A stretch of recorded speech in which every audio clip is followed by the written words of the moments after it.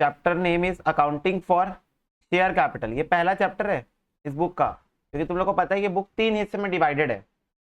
Company की जो accounts है 3 हिस्से में डिवाइडेड है, accounting for share capital, debentures and redemption. 3 हिस्से में, 1, 2 और 3, जिसमें से हम लोग पहला हिस्सा पढ़ने वाले। बेसिकली ये 2 चैप्टर को मैं अलग अलग मानते ही नहीं हूँ, ये एक ही चैप्टर है भाई। डिबेंचर से रिलेटेड एक ही चैप्टर है, शेयर से रिलेटेड एक ही चैप्टर है। तो इस बुक के अंदर मेरे हिसाब से पूरा जो पूरा मसाला है वो सिर्फ 2 चैप्टर का है, शेयर्स का और डिबेंचर का, जिसमें हमको पहले शेयर्स पढ़ना है। मैं पहले तुमको ये बता दूं, इस चैप्टर से शॉर्ट 8 से 12 मार्क्स का क्वेश्चन आएगा, क्योंकि एक 8 मार्क्स का क्वेश्चन तो अपनी जगह सालों से बनाया हुआ है। सालों से मतलब बनाया हुआ है, मतलब हट ही नहीं रहा उस जगह से और हटेगा भी नहीं।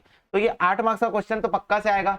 प्लस इसके अलावा 4 मार्क्स का एक और क्वेश्चन आ जाता है कभी कभी, परचेस कंसिडरेशन या बैलेंस शीट, या इस द केस में भी बताऊंगा कौन से क्वेश्चन 4 मार्क्स में आते हैं। बट अगर ये चैप्टर अकेला चैप्टर 8 से 12 मार्क्स की वेटेज अपनी एग्जाम में बना रहा है, इसका मतलब ये चैप्टर हो जाता है सुपर सुपर इंपॉर्टेंट। प्लस ये चैप्टर परेशान भी करता है बच्चों को, पर मैं पढ़ा दूंगा, उसके बाद नहीं करेगा परेशान। तो चलो देखते हैं। सबसे पहले कुछ बेसिक थ्योरिया पढ़ेंगे जो इस बुक में घुसने के पहले, ये इस चैप्टर में घुसने के पहले हम लोगों के लिए एसेंशियल है। ठीक है, स्टिपुलेटेड है तो करना ही पड़ेगा। तो डेफिनेशन ऑफ कंपनी, मतलब कंपनी अकाउंट्स पढ़ने वाले हैं तो कंपनी क्या होती है पहले ये जान लेते हैं। तो तुम बोलोगे भैया कंपनी मतलब रिलायंस कंपनी है, टाटा कंपनी है, ये इन्फोसिस कंपनी, यही होती कंपनियां। मैं बोला हाँ ये तो एग्जांपल है। मैं पूछा डेफिनेशन, अगर तो कोई तुमसे पूछेगा कंपनी का मतलब बताओ तो तुम क्या बोलोगे? तो तुम बोलोगे company is an artificial person created by law having separate entity with a perpetual succession and a common seat. तो कंपनी नाम लॉ की नजरों में एक आर्टिफिशियल पर्सन है। आर्टिफिशियल मतलब पर्सन है। जैसे मान लो तुम एप्पल का आईफोन खरीदी, आईफोन खराब हो गया, तो तुम टिम को के ऊपर तो केस नहीं ठोकोगे, है ना, तुम एप्पल कंपनी के ऊपर केस ठोकोगे। और तुम एप्पल कंपनी के ऊपर केस क्यों ठोक पा रहे हो? क्योंकि वो एक आर्टिफिशियल पर्सन है, नेचुरल पर्सन। हम लोग कौन है? हम लोग नेचुरल पर्सन है। हम लोग सांस लेते हैं तो हम लोग नेचुरल पर्सन है, वो आर्टिफिशियल पर्सन है। तो जो कंपनी होती है वो एक आर्टिफिशियल पर्सन होती है लॉ की नजरों में। ठीक है, क्रिएटेड बाय लॉ, लॉ से बनती है। हर कंपनी को कंपनीज एक्ट 2013, इंडिया की बात कर रहा हूं ना, हर कंपनी को कंपनीज एक्ट 2013 के अंदर अपने आप को रजिस्टर करना पड़ता है। तो हर कंपनी जो है वो लॉ के द्वारा बनाई जाती है। Having separate entity, separate entity मतलब कंपनी अपने मालिकों से अलग होती है। मालिक कौन होते हैं? ये हमारी कंपनी रिलायंस,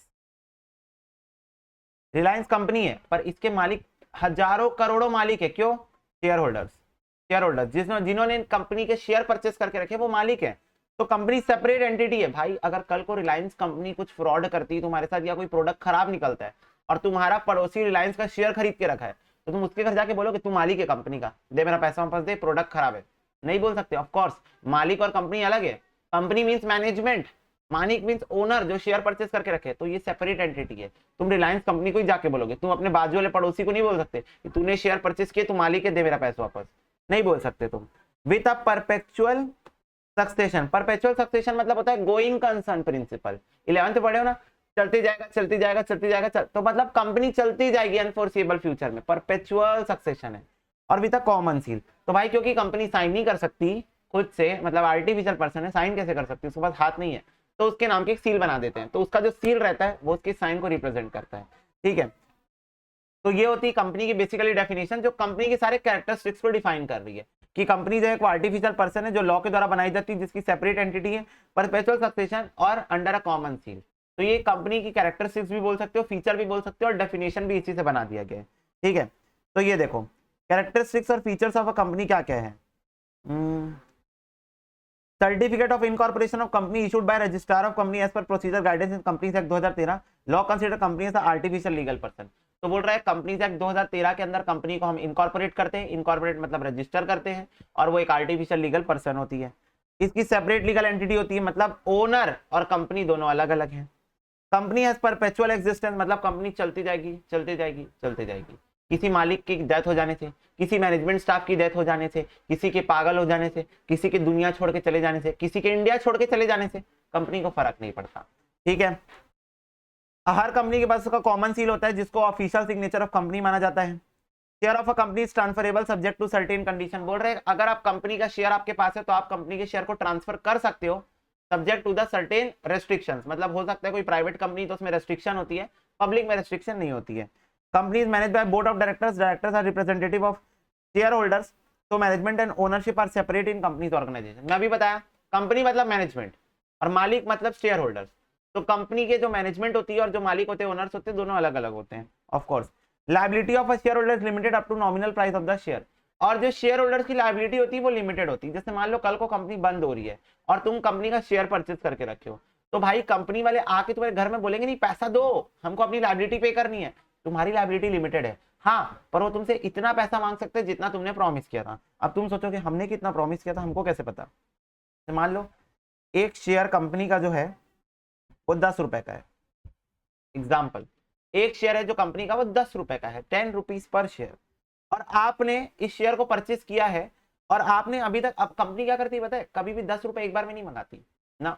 तुमको ऐसा लगेगा अरे भैया 10 रुपए चिंदी एक बार में मंगा लेगी ना, कंपनी 2 रुपए 3 रुपए 3 रुपए 2 रुपए कैसी भी इंस्टॉलमेंट हो, 10 रुपए को कंपनी इंस्टॉलमेंट में मंगाती है।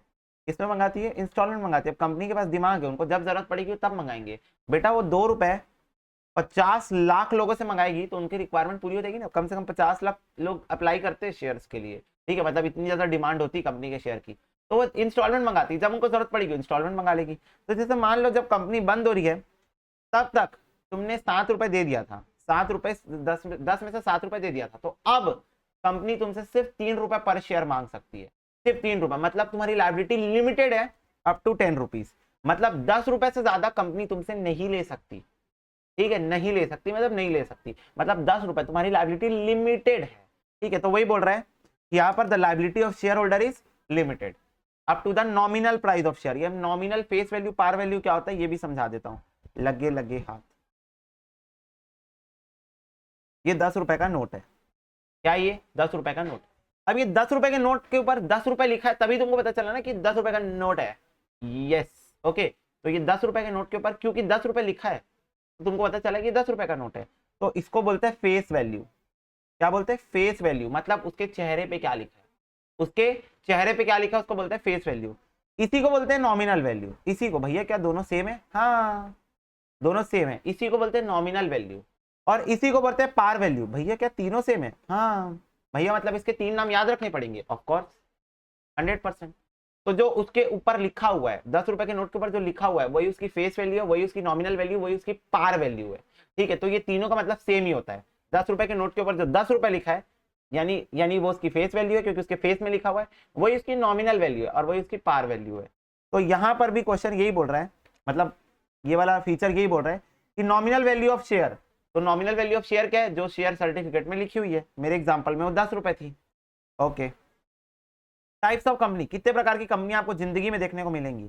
तो ये रही पहली प्राइवेट कंपनी। तो क्या होती है private company, a private company means a company which has minimum paid up share capital of 1 lakh and which by its article of association restrict the right to transfer its share, limit the number of its member to 200 excluding its past और present होगा ये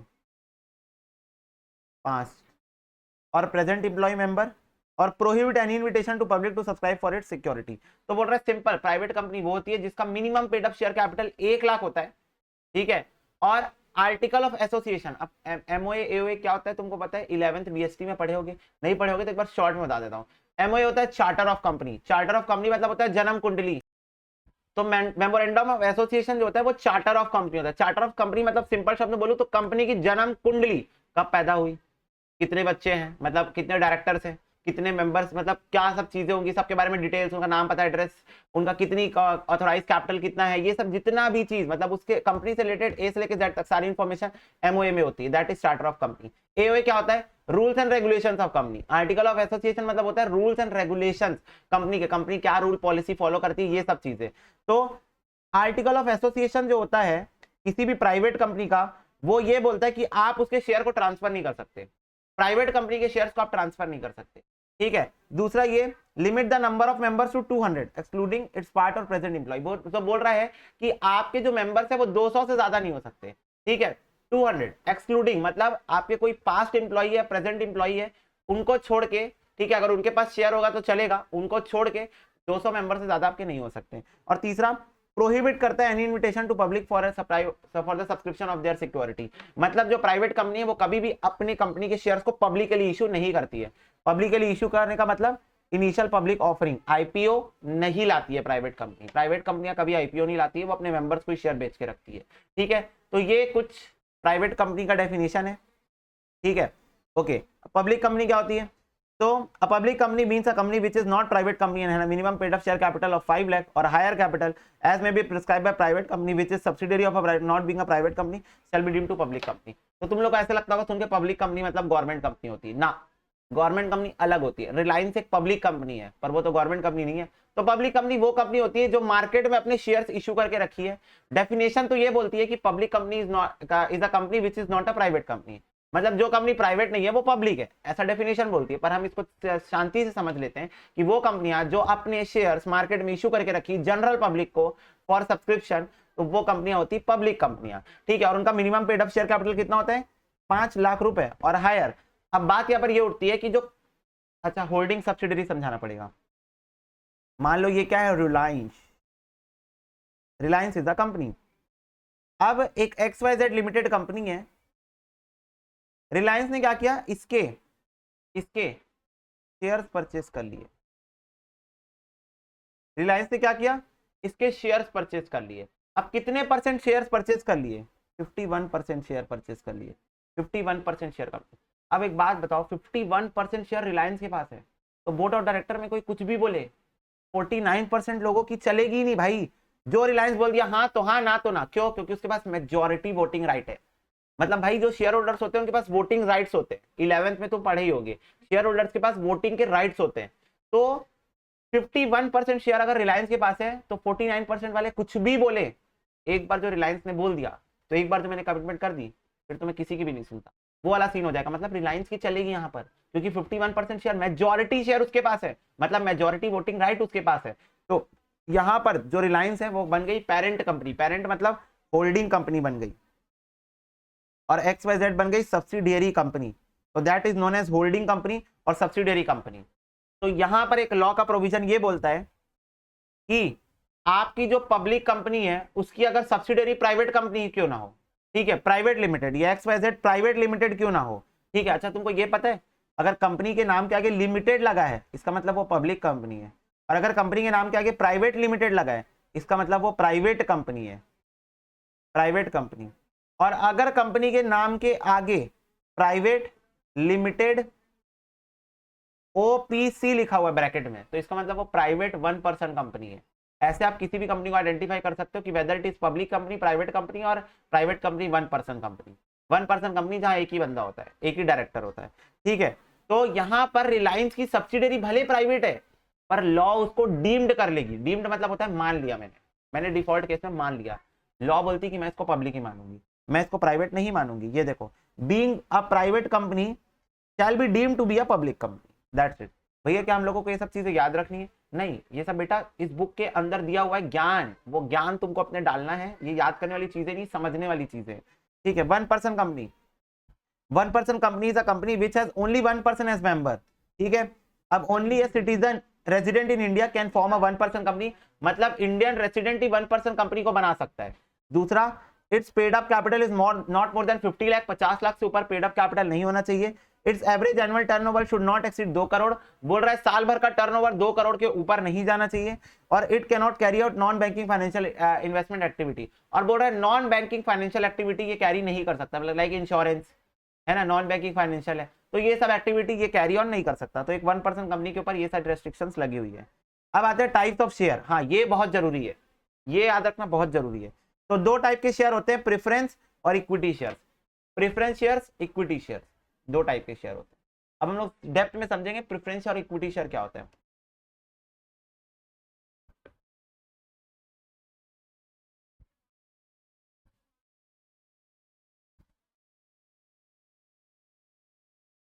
preference share, equity share, पहला voting rights होते हैं इनके पास, इनके पास voting rights नहीं होते। दूसरा, priority on dividend, basically first priority on dividend, इनको मिलती है second priority on dividend.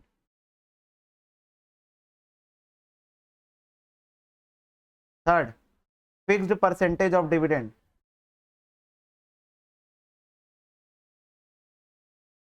No fix percent of dividend,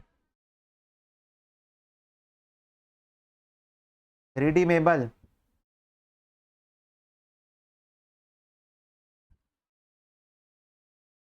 non redeemable. ठीक है, तो these are the major difference between preference shares और इक्विटी शेयर्स। भाई प्रेफरेंस शेयर्स के पास वोटिंग राइट्स नहीं होती है, पर इक्विटी शेयर्स के पास वोटिंग राइट्स होती है। मतलब कंपनी के डिसीजन मेकिंग में, कंपनी की एजीएम में, एनुअल जनरल मीटिंग में इक्विटी शेयर्स आके अपना वोट डाल सकते हैं। कितना परसेंट? जितना परसेंट शेयर उनके पास है। दूसरा, प्रेफरेंस शेयर्स को डिविडेंड पहले मिलता है, प्रॉफिट होने के बाद प्रेफरेंस शेयर्स को पहले डिविडेंड मिलता है, इक्विटी शेयर को बाद में मिलता है, प्रेफरेंस के बाद में। तीसरा, प्रेफरेंस शेयर्स को फिक्स परसेंट ऑफ डिविडेंड मिलता है। लाइक प्रेफरेंस शेयर्स के सामने अगर लिखा है 8%, तो उनको 8% डिविडेंड मिलेगा। और इक्विटी शेयर्स को फिक्स परसेंट नहीं मिलता है, जितना प्रॉफिट हुआ उतना मिल जाएगा। लिटरली कभी कभी ऐसा होता है 2 रुपए आपको डिविडेंड मिल रहा है, 2 रुपए पर शेयर आपको डिविडेंड मिल रहा है, ऐसा भी होता है इक्विटी वालों के साथ। और प्रेफरेंस शेयर जो है रिडीमेबल है। रिडीमेबल मतलब कुछ समय के बाद प्रेफरेंस शेयर्स वालों का पैसा वापस कर दिया जाता है, जो पैसा वो लोग दिए रहते हैं कंपनी को वापस कर दिया जाता है, और फिर वो बाय बाय, अब आप प्रेफरेंस शेयर्स नहीं हो, बाय बाय। और इक्विटी शेयर्स नॉन रिडीमेबल होते हैं। इक्विटी शेयर्स को भाई तभी पैसा वापस किया जाता है जब कंपनी वाइंड अप हो रही हो। हाँ, एक बायबैक का कॉन्सेप्ट होता है, पर बायबैक का कॉन्सेप्ट दूसरा है, पर रिडीमेबल तो नहीं है ये। ठीक है, तो इस सिचुएशन में आओ जरा एक बार पढ़ के देखें। The shares which get preferential right in respect of right of dividend, क्योंकि पहले मिलेगा, फर्स्ट प्रायोरिटी। और दूसरा, repayment of capital on winding of company. Even अगर कंपनी बंद हो गई, वाइंड अप हो गई, तो भी पहले पैसा प्रेफरेंस को मिलेगा, बाद में इक्विटी को मिलेगा। मतलब पैसा मेरे पास बचा हुआ है, एक एक करके सबको पैसा देते जा रहा हूं, तो पहले प्रेफरेंस वालों को दूंगा, बाद में इक्विटी वालों को दूंगा। ठीक है, the shares which are not preferential shares are called equity shares and do not get preference in above respect. तो बोल रहा है जो प्रेफरेंस शेयर्स नहीं है वो इक्विटी शेयर है। और आई थिंक तुम लोग समझ गए होगे इक्विटी शेयर्स पे क्या राइट्स है और प्रेफरेंस शेयर्स पे क्या राइट्स है। राइट्स के बेसिस पे हम लोग इसको डिवाइड कर सकते हैं। अब प्रेफरेंस शेयर्स के होते हैं 8 टाइप्स, प्रेफरेंस शेयर्स के होते हैं 8 टाइप्स, और 8 बहुत ईजी है। Cumulative, non cumulative, participating, non participating, convertible, non convertible, redeemable, irredeemable, that's it. तो एक एक करके बताता हूं क्या होते हैं क्यूमुलेटिव प्रेफरेंस शेयर्स।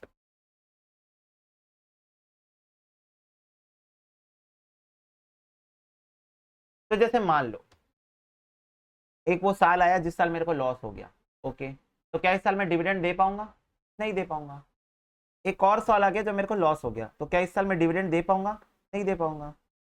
इस साल प्रॉफिट हो गया, तो क्या इस साल मैं डिविडेंड दे पाऊंगा? हाँ, दे पाऊंगा। क्यूमुलेटिव प्रेफरेंस शेयर्स क्या होते हैं पता है? जिनको जिस साल प्रॉफिट हुआ, जिस साल मेरे को प्रॉफिट हुआ, उस साल हम इस साल का प्रॉफिट तो देंगे, करेंट ईयर का प्रॉफिट का हिस्सा तो उनको देंगे ही देंगे, क्योंकि प्रॉफिट हो गया।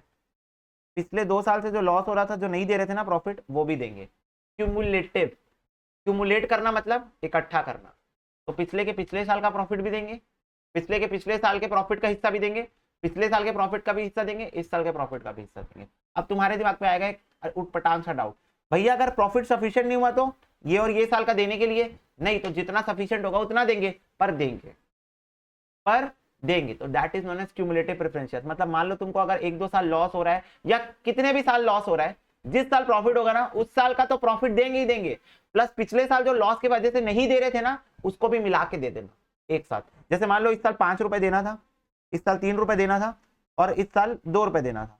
तो जब इस साल प्रॉफिट हुआ, तुम 5 + 3 + 2 पूरा 10 रुपए एक साथ दोगे, पूरा 10 रुपए। That is known as cumulative preference share.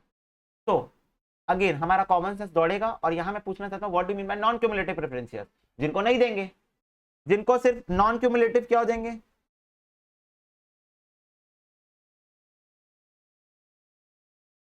Preference shares, जिनको सिर्फ 2 रुपए मिलेगा, सिर्फ इस साल का प्रॉफिट, पिछले साल के प्रॉफिट भूल जाओ, नॉन क्यूमुलेटिव।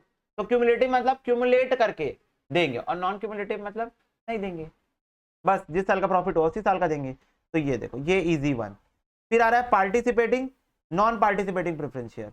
तो बोल रहा है such share in addition to a fixed preference dividend carry participant surplus. देखो मैं इसको समझाता हूँ कैसे। क्या होता है ना, कंपनी को हो जाता है profit after tax, tax wax देने के बाद, सब कार्यक्रम करने के बाद कंपनी को हो जाता है प्रॉफिट। मान लो 20,000 का प्रॉफिट हो गया।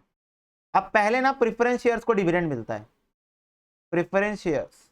जैसे मान लो 5,000 प्रेफरेंस शेयर्स को मिल गया डिविडेंड, 5,000 रुपए मिल गया, तो अब कितना बचा? 15,000। तो ये होता है बचा कुचा प्रॉफिट। क्या होता है? बचा कुचा प्रॉफिट। ये होता है profit after tax and preference dividend, preference shares को दे दिया ना डिविडेंड, तो प्रॉफिट आफ्टर टैक्स और प्रेफरेंस डिविडेंड होता है ये। अब ये सोल राइट होता है इक्विटी शेयर्स का, इक्विटी शेयर्स को बटेगा ये सोल राइट, मतलब सिर्फ इक्विटी शेयर्स वालों को बटना रहता है। पर अब आया एक कॉन्सेप्ट पार्टिसिपेटिंग प्रेफरेंस शेयर्स। अब इन लोग यहां भी नाक डाल देंगे, ये उस टाइप के शेयर्स होते हैं जो अपना प्रेफरेंस डिविडेंड तो प्रायोरिटी पे ले भी लेंगे, ले लेंगे अपना प्रेफरेंस डिविडेंड, इन लोग 5,000 ले लिए, उसके बाद जो बचा कुचा प्रॉफिट जिसमें सिर्फ इक्विटी शेयर्स का हक था ना, उसमें से भी अपना हिस्सा मार लेंगे, बोलेंगे इसका भी हिस्सा दो हमको, इसका भी शेयर हमको चाहिए। कौन बोलेगा? प्रेफरेंस शेयर्स बोलेंगे।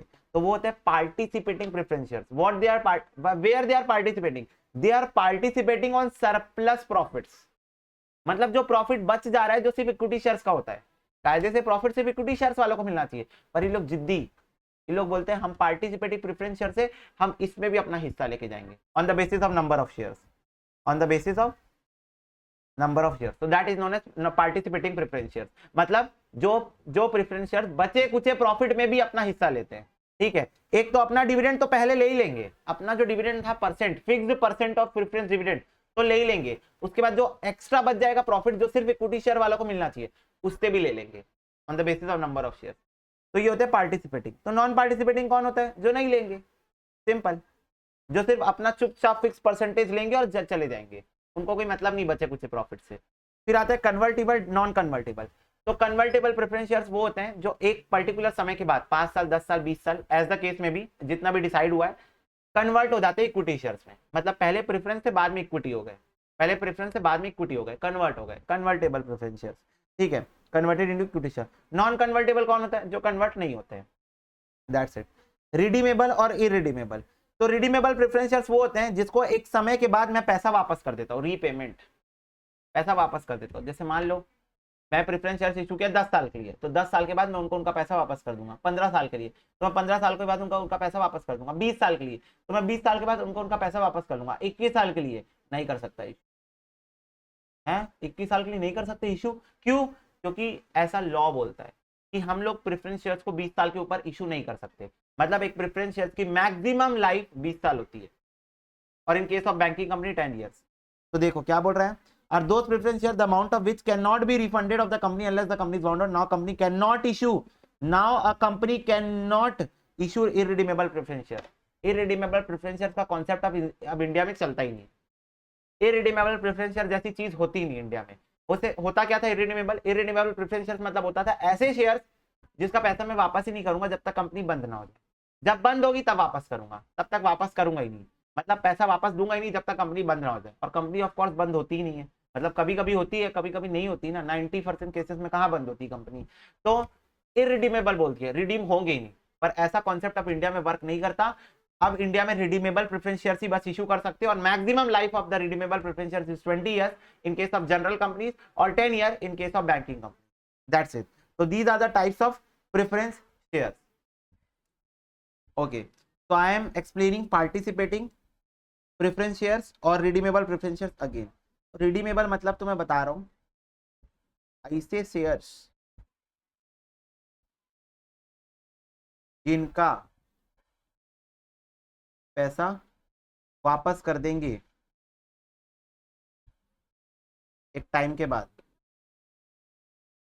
अब वो टाइम डिपेंड करता है आपने कितने समय के लिए इशू किया। आप 1 साल के लिए भी इशू कर सकते हो, 5 साल के लिए भी इशू कर सकते हो, 10 15 20 साल तक के लिए आप इशू कर सकते हो। 20 साल के ऊपर नहीं कर सकते क्योंकि रूल है भाई, 20 साल के ऊपर रिडीमेबल प्रेफरेंस शेयर्स हम नहीं इशू कर सकते। 20 साल मैक्सिमम लाइफ है प्रेफरेंस शेयर्स की, तो वो होता है redeemable preference share. For example मैं 10,000 प्रेफरेंस शेयर्स इशू किया 10 रुपए वाले, तो मेरे को 1 लाख रुपए मिल गया, और ये शेयर्स मैंने इशू किए 5 साल के लिए, तो 5 साल बाद ये 1 लाख रुपए मैं जिन लोग से लिया था उन लोग को वापस कर दूंगा। इसका मतलब होता है रिडेम्पशन। पैसा वापस करने का मतलब होता है रिडेम्पशन, रिडीमेबल, रिडेम्पशन। तो that is known as redeemable preference shares. और इरिडीमेबल प्रेफरेंस शेयर सिर्फ टाइप दिया हुआ है, पर अब इंडिया में एग्जिस्ट नहीं करता क्योंकि अब 20 साल की लिमिट लग गई है, तो अब इंडिया में इरिडीमेबल जैसा कॉन्सेप्ट ही नहीं है। बाकी बात करूं पार्टिसिपेटिंग की, तो वो शेयर, वो प्रेफरेंस शेयर जो बचे हुए प्रॉफिट में भी शेयर लेंगे। As simple as that. मैं तुम लोग को बता दिया, जैसे मान लो 2000 प्रेफरेंस शेयर्स हैं और 10,000 इक्विटी शेयर्स है मेरे पास, ठीक है, और मेरे पास जो प्रॉफिट है आफ्टर टैक्स वो 1 लाख का है। तो 1 लाख में से मान लो कि प्रेफरेंस शेयर्स का जो डिविडेंड जाता है वो 2 ही हजार जाता है, मान लो 1 रुपए पर शेयर। तो मेरे पास 98,000 रुपीज बच गया प्रॉफिट आफ्टर प्रेफरेंस शेयर। अब ये जो प्रॉफिट है वो कायदे से सिर्फ इक्विटी शेयर वालों का है, पर पार्टिसिपेटिंग प्रेफरेंस शेयर जो है वो इसमें से भी ले लेते हैं। कैसे ले लेते हैं, ये इसका 2 हिस्सा हो जाएगा। मैं 2000:10,000 में इसको बांट दूंगा, मतलब 2000:10,000 में इसको बांट दूंगा। तो 98,000 into 2000 upon 12,000, 98,000 into 10,000 upon 12,000। Ratio पढ़े हो ना, बस 2:10 के रेशियो में बांट रहा हूँ इसको। ठीक है, ये देखो 3 3 0 कैंसिल हो गया। 2:10 के रेशियो में मैं इस प्रॉफिट को बांट दूंगा, तो ये वाला प्रेफरेंस शेयर्स ले जाएंगे, ये वाला इक्विटी शेयर्स ले जाएंगे। ठीक है, तो ये बचा हुआ प्रॉफिट भी प्रेफरेंस शेयर्स ले रहे हैं, मतलब बचे हुए प्रॉफिट का भी एक पोर्शन जो है on the basis of number of shares preference shares ले रहे हैं, तो that is known as participating preference shares. अब कुछ इंपॉर्टेंट टर्म जो कि अकाउंटिंग फॉर शेयर कैपिटल के अंदर क्वेश्चन में बार बार 1000 बार यूज होंगे। पहला मिनिमम सब्सक्रिप्शन, सेक्शन 39 डिस्क्राइब करता है मिनिमम सब्सक्रिप्शन, जैसा कि सेबी बोलता है कि अगर कोई कंपनी शेयर इशू कर रही है, if a company is issuing 1 lakh shares, तो कम से कम पब्लिक 90% शेयर सब्सक्राइब करनी चाहिए। 90% मतलब सब्सक्राइब करने का मतलब क्या होता है, मांगना। तो जैसे कंपनी बोल दी आओ आओ 1 लाख शेयर ले लो, 1 लाख शेयर ले लो, तो पब्लिक आके बोली हाँ हाँ 90,000 शेयर दे दो, 90,000 शेयर दे दो, तो उसको बोलते हैं सब्सक्राइब। उसको क्या बोलते हैं, सब्सक्राइब बोलते हैं। तो सेबी बोलती है कम से कम अगर कंपनी को मार्केट में अपने शेयर्स को इश्यू करना है तो 90% ऑफ द शेयर सब्सक्राइब होने चाहिए या उससे ज्यादा। 90% से ज्यादा मतलब भैया अगर 89% सब्सक्राइब हुआ तो क्या कंपनी अपने शेयर इशू नहीं कर सकती, नहीं, कैंसिल करना पड़ेगा, शेयर इशू को कैंसिल करना पड़ेगा। तो अगर 1 लाख शेयर इशू कर रही है तो कंपनी 90,000 शेयर्स का एटलीस्ट डिमांड होना चाहिए मार्केट में। 91,000 होना चाहिए, 92,000 होना चाहिए, 95,000, मतलब 90,000 के ऊपर कितना भी, 90,000 एक ले लो। पर अगर ये 89,999 हुआ तो company can not issue shares on market. Why, because ये 90% से कम हो गया। तो एटलीस्ट 90% शेयर जो कंपनी ने मार्केट में इशू किए हैं वो सब्सक्राइब होने चाहिए। तो इसी को बोलते हैं मिनिमम सब्सक्रिप्शन। 1 मार्क्स का क्वेश्चन बोर्ड एग्जाम में बहुत बार आता है, बहुत बार। तो ये देखो 90% of the issue account amount according to SEBI. Prospectus क्या होता है, प्रोस्पेक्टस एक किताब का नाम है। क्यों, it is an invitation to public for subscription of shares और डिबेंचर्स। तो भाई प्रोस्पेक्टस एक किताब होती है, 100 150 200 पेज की होती है, अच्छी खासी मोटी किताब होती है, जो कंपनी इशू करती है, मतलब कंपनी जब शेयर इशू करती है तब लॉन्च करती है, जिसमें जो भी लोग शेयर होल्डर जो इंटरेस्टेड होते हैं शेयर्स को परचेस करने में, प्रोस्पेक्टस लेके पढ़ सकते हैं कि हाँ कंपनी इन्वेस्टमेंट करने लायक है कि नहीं है। तो कंपनी उसमें अपना पिछले 5 साल का कच्चा चिट्टा, profit loss, balance sheet, income expenditure statement, audit report, ये सब कुछ, कंपनी की performance, objective, long term goals, vision, projects, company holding share, branches, ये सब मतलब पूरा अपने बारे में सब कुछ बताती है। इतनी तारीफ करेगी, इतनी तारीफ करेगी, सामने वाला मजबूर होता है। मतलब तारीफ नहीं, सिंपल शब्द में कंपनी अपने बारे में डिस्क्राइब करती है प्रोस्पेक्टस में, ताकि जो, और शेयर्स के बारे में भी कि कितने शेयर इशू कर रही हूँ, पहले से कितने इशूड है, ठीक है, कितने ऑथोराइज कैपिटल है, कितने कितने क्लासेस ऑफ शेयर्स हैं, ये सब चीजें मतलब ओवरऑल हर जानकारी देगी प्रोस्पेक्टस के अंदर, ताकि शेयर होल्डर उसको पढ़ के अगर उसको इंटरेस्ट होगा कंपनी में पैसा लगाने में तो वो लगाएगा। तो that is known as prospectus. What is capital? Means amount invested in the business for the purpose of earning revenue. In case of company, money is contributed by public and people who contribute money are called shareholders. तो capital का मतलब तो तुम लोगों को पता है, 11 से पढ़ते आ रहे हो। अमाउंट इन्वेस्टेड इन बिजनेस उसको कैपिटल बोलते हैं। कंपनी के केस में जो ये अमाउंट होता है वो पब्लिक से लिया जाता है, और उस पब्लिक को जो पैसा कंट्रीब्यूट करती है उसको शेयर होल्डर्स बोला जाता है। मतलब वही जो कंपनी के शेयर परचेस कर रहे हैं उन लोग जो पैसा देते हैं उसको कैपिटल बोलते हैं। तो यहाँ पर शेयर होल्डर जो पब्लिक होती है, जनरल पब्लिक, वही मालिक होती है, ओनर होती है, और उनको शेयर होल्डर्स बोला जाता है। उनको क्या बोला जाता है, शेयर होल्डर्स। शेयर कैपिटल क्या होता है, capital raise by issue of share is called share capital. तो भाई जो मैं मार्केट में कंपनी जो शेयर इशू करके पैसा लगाई, शेयर इशू करके जो पैसा मंगाई उसको शेयर कैपिटल बोलते हैं। That's it. Authorise, issued, called up, paid up, reverse capital, reserve capital, capital reserve. Okay, 1 minute, वो कहाँ गया, चलो ठीक है। तो मैं आपको बताने वाला हूँ ऑथराइज कैपिटल क्या होता है, इशूड कैपिटल क्या होता है, सब्सक्राइब क्या होता है, कॉल्ड अप क्या होता है, पेड अप क्या होता है। ये 5 चीजें आपको मैं साइमल्टेनियसली बताना चाहता हूँ, कृपया सब ध्यान यहाँ बनाए, दूसरी बार नहीं बताया जाएगा। ऑथोराइज्ड कैपिटल,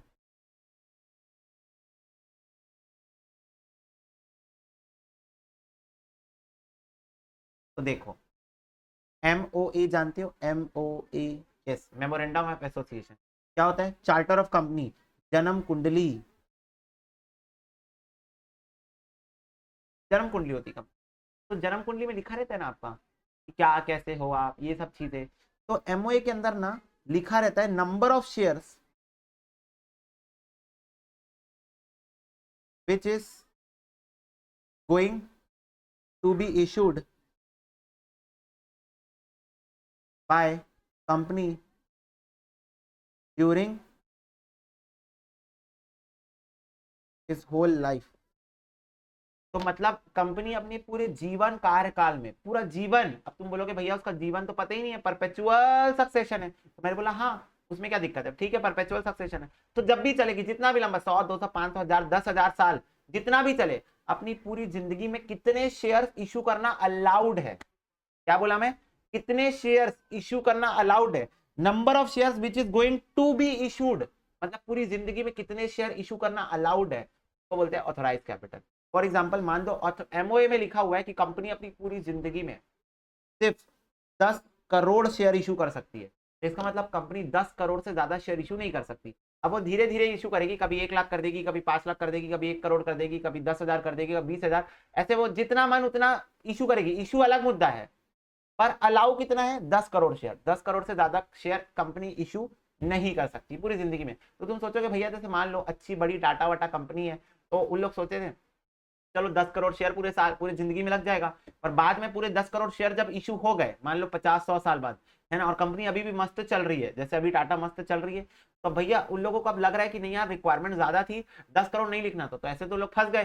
तो मैं बोला ऑल्टर किया जा सकता है, alteration of authorise share capital. Alteration मतलब शेयर कैपिटल को चेंज करके यहां से 110 करोड़ कर देना, इट इज पॉसिबल।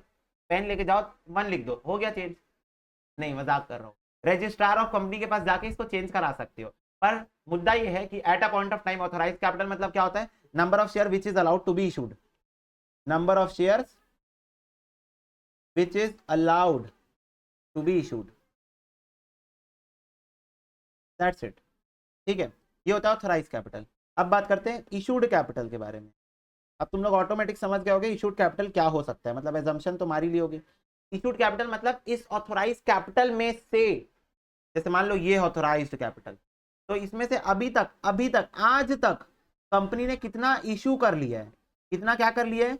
इशू कर लिया। भाई जरूरी थोड़ी पूरा 10 करोड़ इशू हो गया हो सकता है 50 लाख इशू हो सकता है 80 लाख इशू हो सकता है 1 करोड़ इशू हो। तो आज तक नंबर ऑफ शेयर्स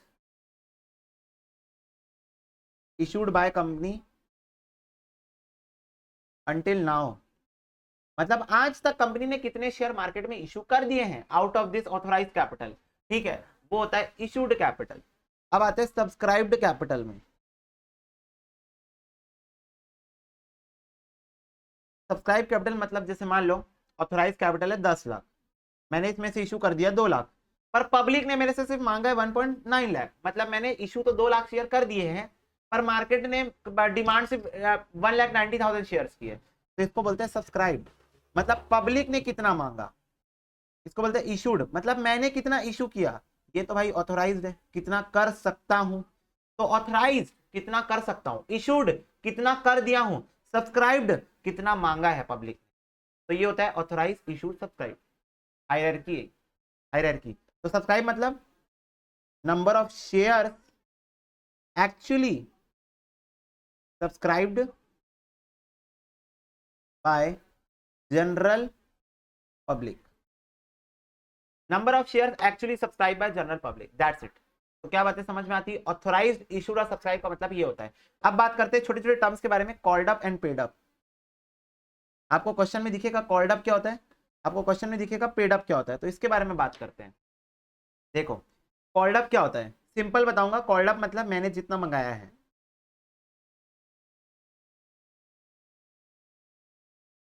और पेड अप मतलब तुमने जितना पे किया है।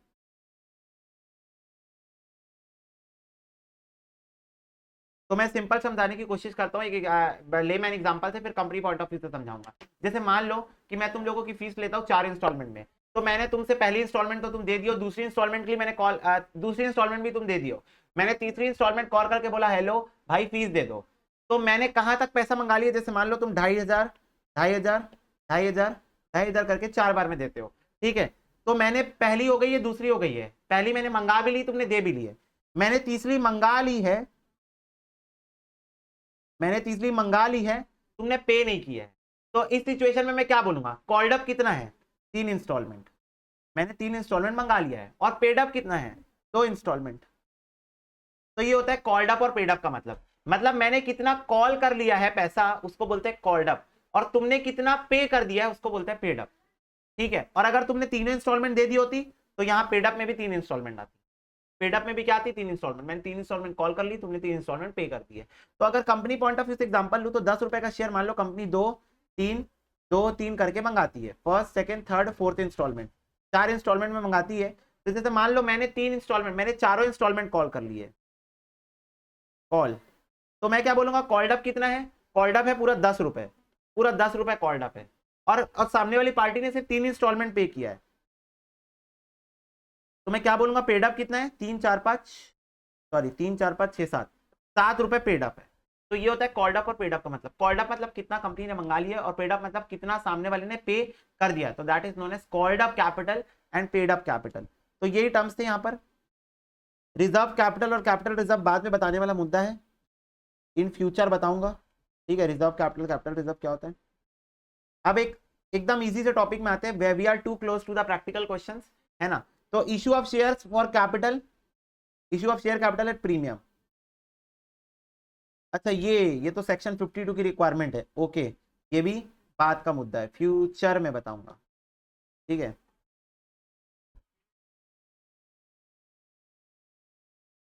ये सब तो मैं साथ साथ में बताऊंगा। ओके, बस एक चीज और बताता हूँ, शेयर्स जो है कंपनी के वो इशू हो सकते हैं at par, at premium, discount no. Par premium yes but discount no. तो कंपनी के शेयर कभी भी पार में इशू हो सकते हैं, प्रीमियम में हो सकते हैं, पर डिस्काउंट में इशू नहीं हो सकते। इसका मतलब क्या है, इसका मतलब ये है कि जब शेयर्स अपनी नॉमिनल वैल्यू के इक्वल वैल्यू पे इशू हो रहे हैं तो इसको क्या बोलते हैं, एट पार। जब शेयर नॉमिनल वैल्यू से ज्यादा में इशू हो रहे हैं, ग्रेटर देन नॉमिनल वैल्यू, तो इट इज प्रीमियम। जब share less than nominal value में इशू हो रहा है, it is discount. Discount is not allowed but premium और पार is allowed.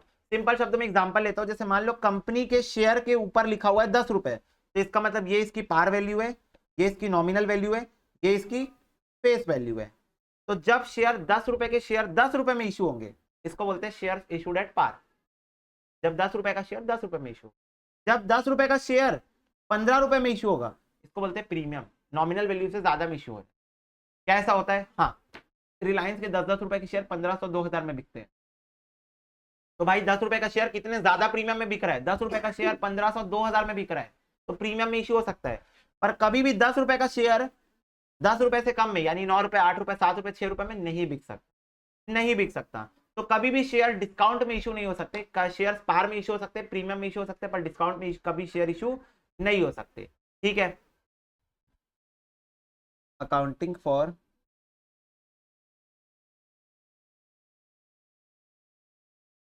Share capital,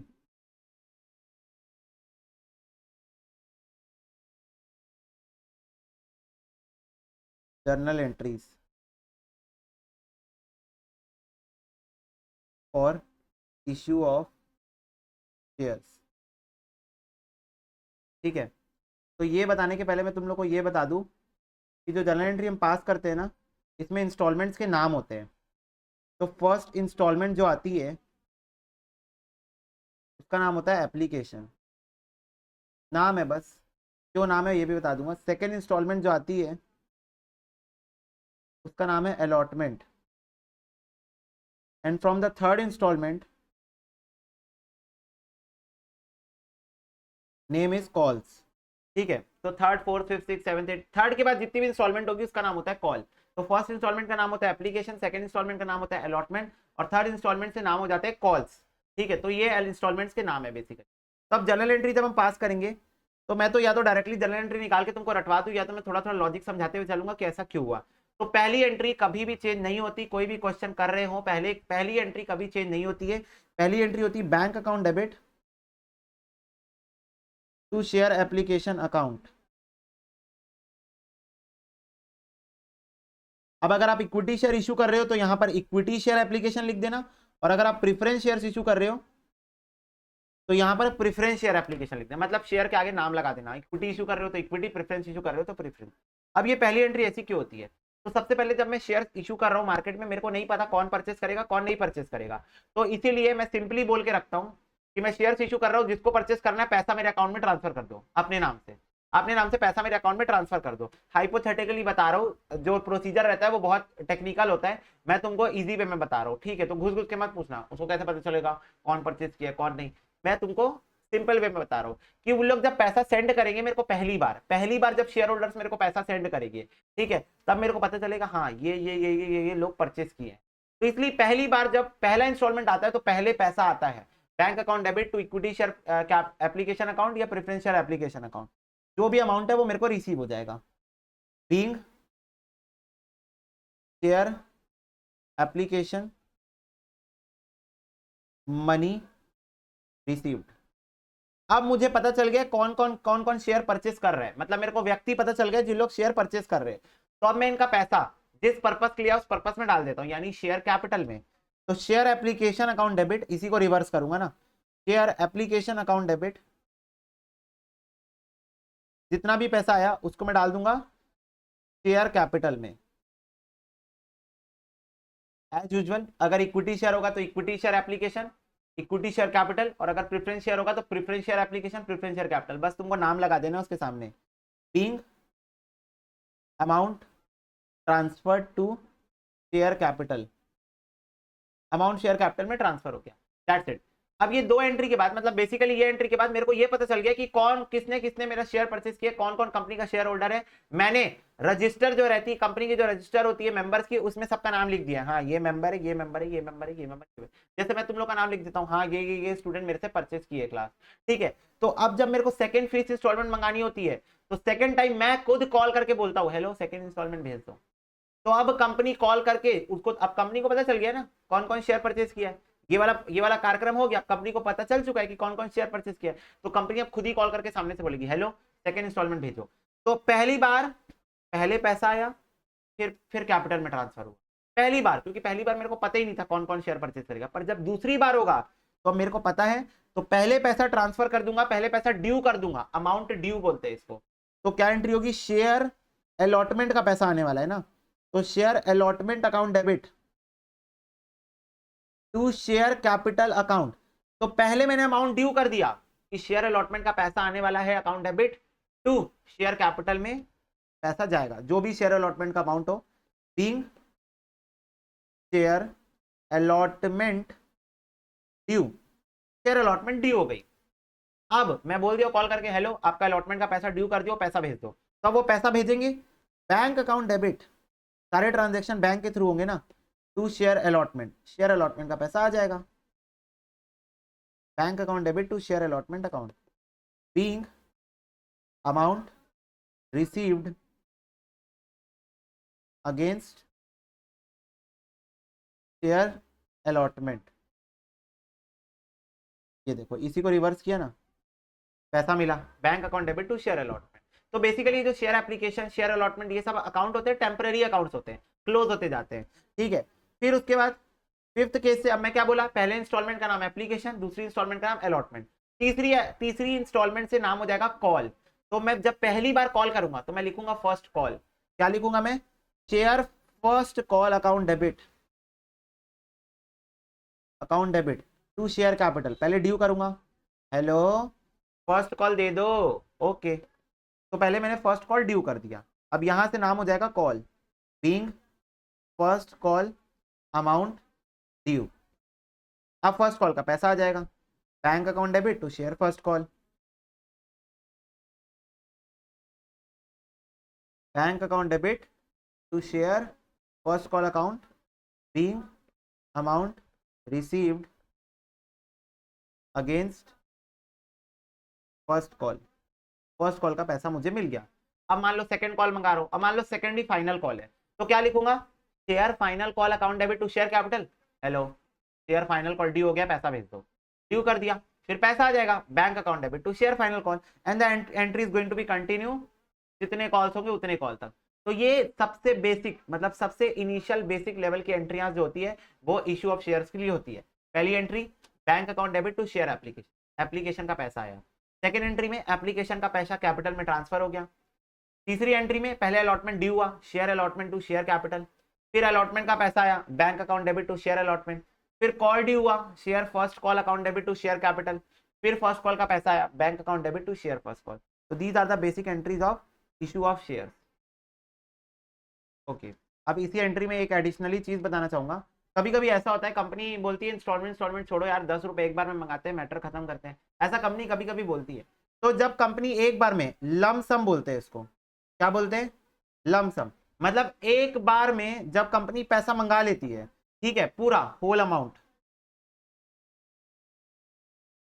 in one go, एक बार में कंपनी जब पूरा पैसा मंगा लेती है जिसको बोलते हैं लमसम। तो लमसम में जब कंपनी पैसा मंगाती है तब एंट्री में थोड़ा सा डिफरेंस होता है, bank account debit to share application and allotment account.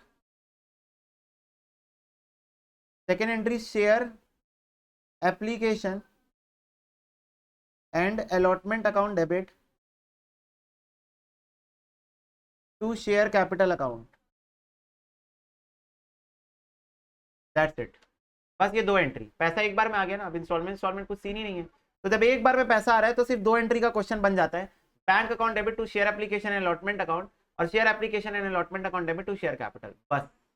तो जब एक बार में पैसा आएगा तो ये दो एंट्री का गेम बन जाएगा। ओके, क्वेश्चन में आ जाओ। देखो आप कौन से क्वेश्चन करने हैं हमको, issue of share at par. अब ये क्वेश्चन तुम्हारे शीट में डाले इसलिए गए हैं सिर्फ एंट्री याद कराने, दैट्स इट। पर्पस क्या है, एंट्री याद कराना। तो जब पार में शेयर कंपनी इशू करती है, पार मतलब जितने का शेयर उतने में इशू करती है, उसके ऊपर कैसी जनरल एंट्री पास होगी देखो। बोल रहा है कंपनी इशू कर रही है 2.5 लाख इक्विटी शेयर 10 रुपए वाले टू पब्लिक को, all amount have been receive, पूरा पैसा मिल गया, इन लमसम एक बार में, pass general entry in the books of company. तो बोल रहा है जनरल एंट्री पास करके दिखाओ। Okay, question number 1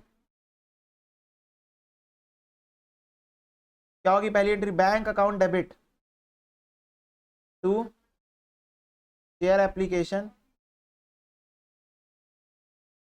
and allotment account.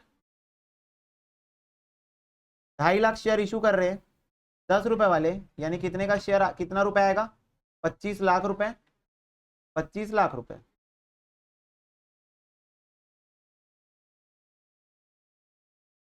being amount received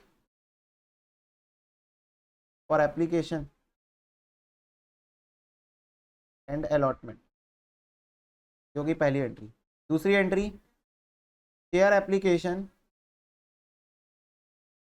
and allotment account debit to share capital account, same amount 25 lakh, 25 lakh, being share application transfer to capital, खत्म। बताओ, दो entry का क्वेश्चन था ये, बस। क्यों, क्योंकि बोला एक बार में पैसा लिया, 2.5 लाख शेयर इंटू 10 रुपए, एक बार में पैसा मिला लम सम में, तो बस दो एंट्री का क्वेश्चन बन जाता है, हो गया।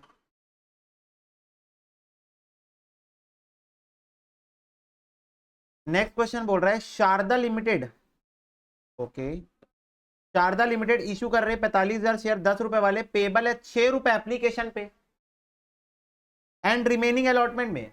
तो भाई क्वेश्चन नंबर 2, एप्लीकेशन पे अगर 6 रुपए आ रहा है, रिमेनिंग ऑन अलॉटमेंट मतलब कॉल नहीं है, रिमेनिंग ऑन अलॉटमेंट, अगर कॉल होता तो इन्फॉर्मेशन देता। टोटल मुझे 10 रुपए चाहिए, 6 रुपए एप्लीकेशन पे आ रहा है, तो रिमेनिंग कितना, 4 रुपए अलॉटमेंट में आएगा, बस। बोल रहा है all the share were duly subscribe and paid, pass general entry. बोल रहा है सारे शेयर कंपनी पब्लिक ने परचेस कर लिया और पैसा भी दे दिया, एंट्री पास कर दो। मैंने बोला ओके, क्या एंट्री पास होगी, पहली bank account debit to share application account, 45,000 share into 6 रुपए पर शेयर आ रहा है एप्लीकेशन पे, तो ये हो जाएगा 2,70,000 रुपए, 2,70,000 रुपए। Share application account debit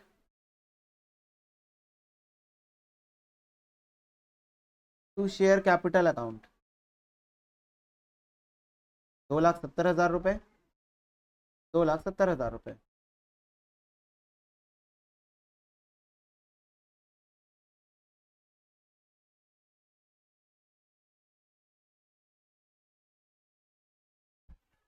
being application money received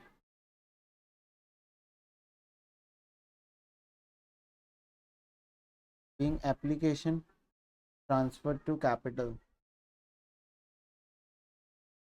third entry allotment डी होगा पहले, share allotment account debit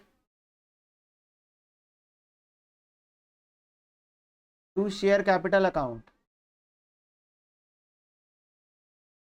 45,000 share into allotment में आ रहा है 4 रुपए, 1,80,000 रुपए।